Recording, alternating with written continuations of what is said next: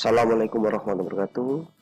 Hai teman-teman, jumpa lagi dengan saya.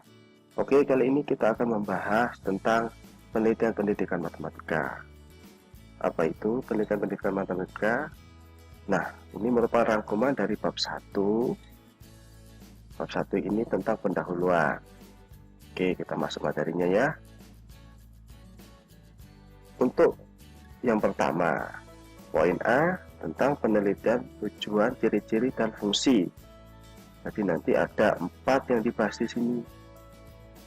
Ya, yang pertama, pengertian penelitian menurut beberapa ahli.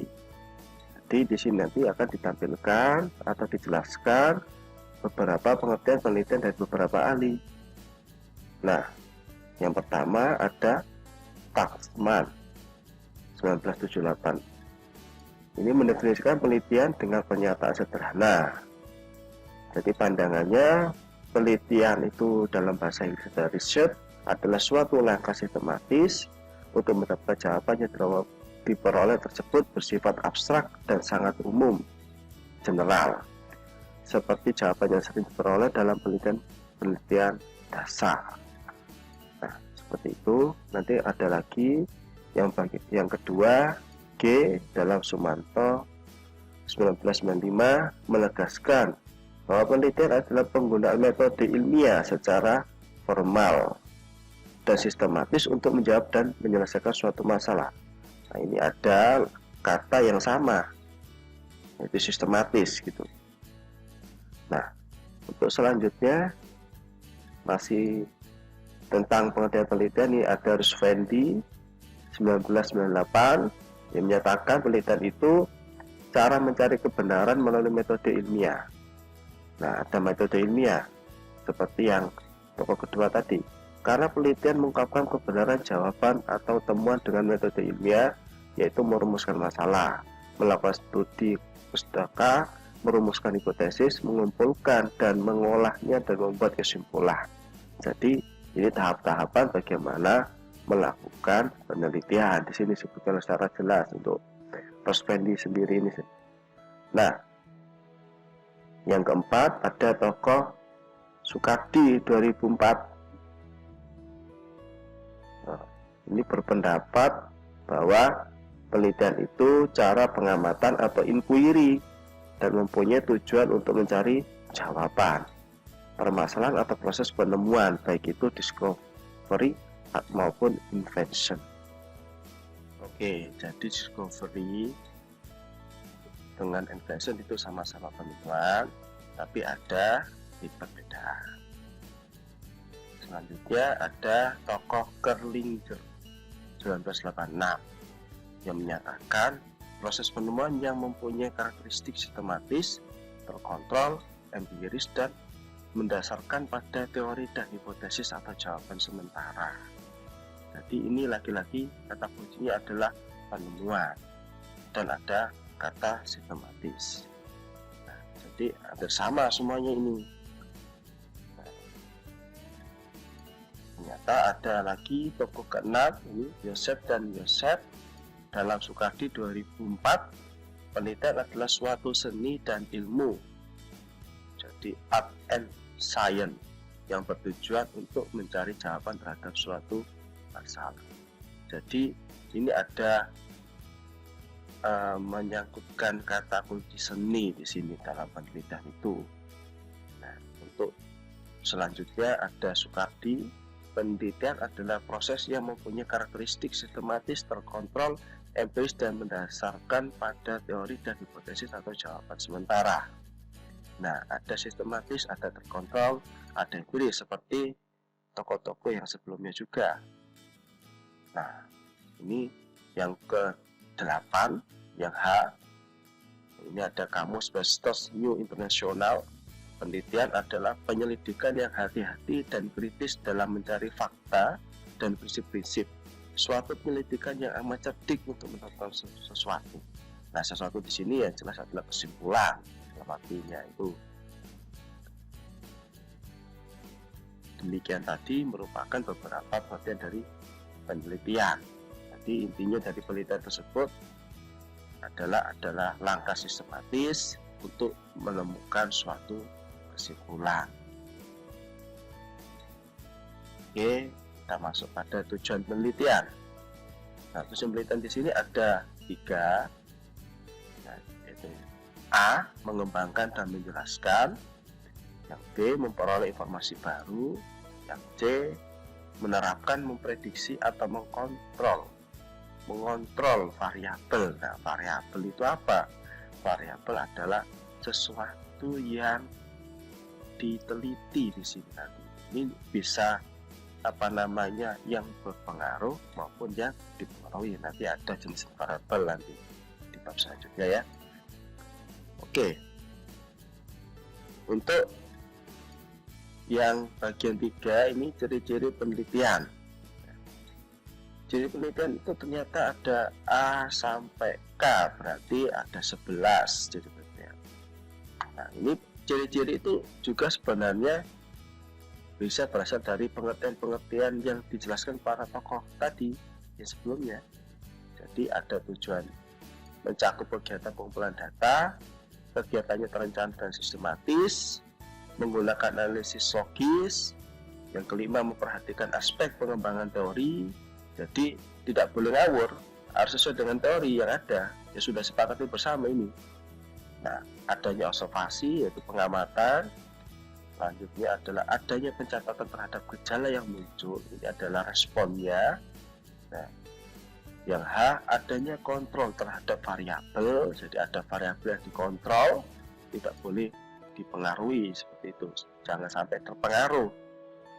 Lalu adanya validasi instrumen, jadi instrumen itu harus divalidasi dulu. Artinya kalau instrumen itu tidak valid, maka tidak bisa digunakan dengan baik, hasilnya juga pasti tidak baik, tidak sesuai. Nah, yang C, adanya keberanian. Jadi di sini penelitian itu maksudnya apa untuk keberanian? Harus berani, harus berani mengambil risiko. Jadi segala kemungkinan yang ada itu nanti harus diambil, supaya jelas nanti kalau misalnya kita melakukan apa, hasilnya seperti apa, itu yang namanya keberanian di sini. Nah, yang K, adanya pencatatan atau tulisan proses dan hasil sebagai laporan. Nah, ini yang paling penting. Jadi penelitian itu kalau tidak ada laporan, maka tidak ada hasilnya. Karena apa? Kalau nggak ada laporan kan orang lain tidak tahu. Jadi ini nanti yang tujuannya nanti adalah proposal itu adanya hasil dan kesimpulan situ. Nah, itu tadi ciri-ciri penelitian. Nah, untuk bagian yang keempat dari yang A adalah yang terakhir tadi ya, fungsi-fungsi penelitian. Nah, gunanya apa kita melakukan penelitian itu? Di sini disebutkan ada 5. Yang pertama, menemukan sesuatu yang baru. Ini jelas kalau kita meliti itu kan, kalau sesuatu yang sudah ada ngapain diteliti, kita cari yang baru. Lalu yang B, mengembangkan ilmu pengetahuan. Nah, dengan sesuatu yang baru tadi pasti ilmu pengetahuan berkembang. Yang C, melakukan validitas terhadap teori lama. Jadi bisa juga penelitian itu menguji teori lama, karena teori itu kan tidak ada yang sempurna sebenarnya itu, jadi masih ada celah-celah. Dan itulah peluang para peneliti-peneliti baru untuk menyempurnakan itu. Nah, yang bagian D, menemukan permasalahan penelitian. Nah, ini penting.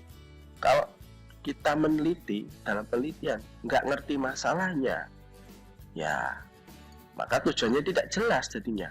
Karena setelah kita tahu masalahnya, maka kita bisa membuat tujuan dari penelitian kita. Yang terakhir, yang kelima ya, yang E ya, yang menambah khazanah pengembangan ilmu pengetahuan. Jadi manfaatnya ini, jadi ini ada manfaat dari penelitian. Nah, selanjutnya kita akan masuk di bagian B. Nah, sebelum masuk itu, teman-teman jangan lupa komen, lalu subscribe, like, dan nyalakan loncengnya ya. Oke, kita masuk bagian B. Nah, yang B ini sumber ilmu dan cara mencari kebenaran. Nah, setelah kita tahu 4 hal tentang penelitian, mulai dari pengertian, Habis itu tadi ada ciri-ciri kalau nggak salah ya. Habis itu nanti ada sampai manfaat dan fungsinya tadi itu penelitian itu ya. Nah, untuk bagian B ini yang dibahas sumber ilmu. Nah, beberapa metode menguasai ilmu pengetahuan dan cara mencari kebenarannya dari sumber ilmu dan mencari kebenarannya. Metode yang seperti apa? Nah, salah satu metode yang disebutkan sekali yang pertama adalah melalui pengalaman. Pengalaman itu experience is the best teacher. Nah, ini sesuai dengan peribahasa ini. Jadi orang dapat belajar melalui pengalaman karena telah melakukannya. Jadi kalau orang itu kalau belum melakukannya, ibaratnya itu tidak afdol seperti itu. Hanya memikirkan doang, membayangkan saja, ini tidak bisa ini. Apalagi matematika tidak bisa dibayangkan. Matematika itu harus action, sehingga bisa benar-benar merasakannya. Nah, dan berusaha mengembangkan untuk bermanfaat dan kegunaan hidup. Nah, ini melalui pengalaman seperti itu.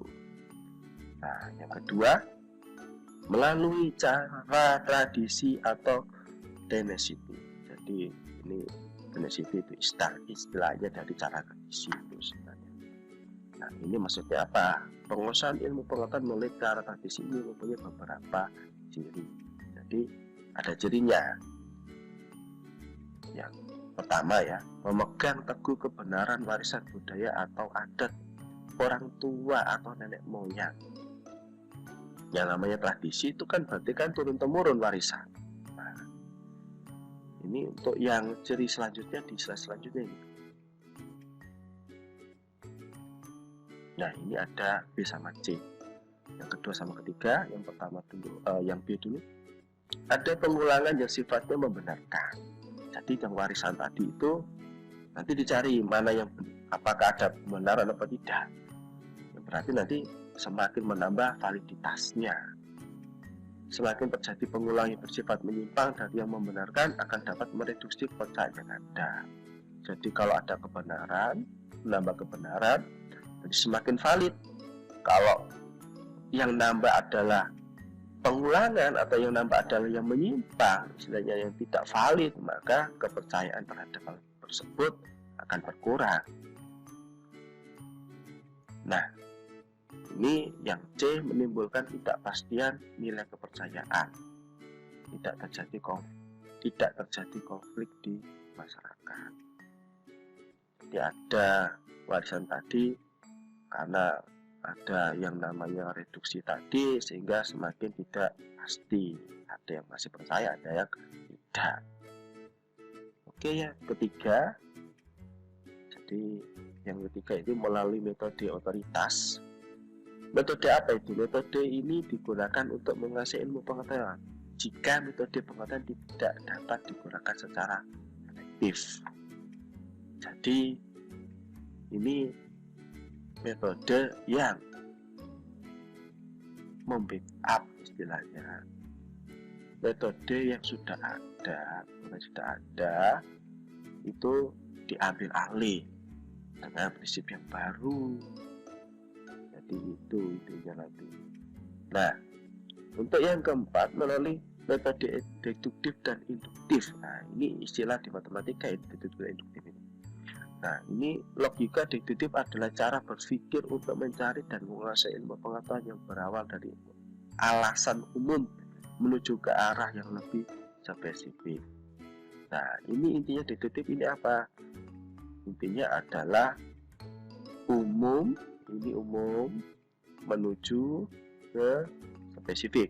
Jadi deduktif adalah umum ke spesifik atau istilahnya lain spesifik adalah khusus.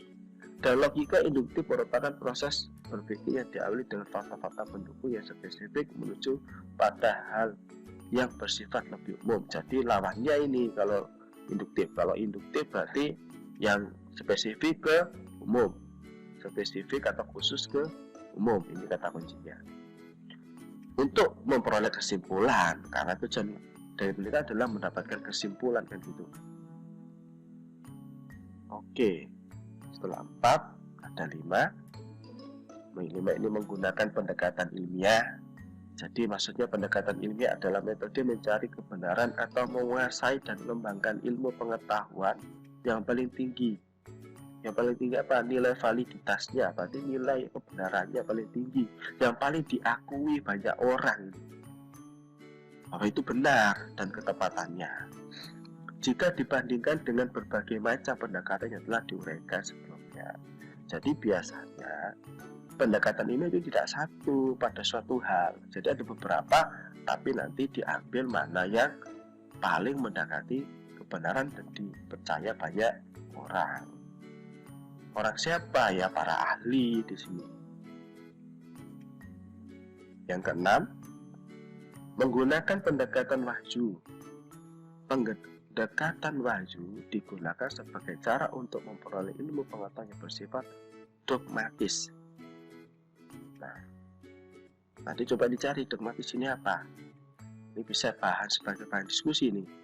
Nanti nggak saya jelaskan semua ini. Silakan nanti kalian komen ya. Oke.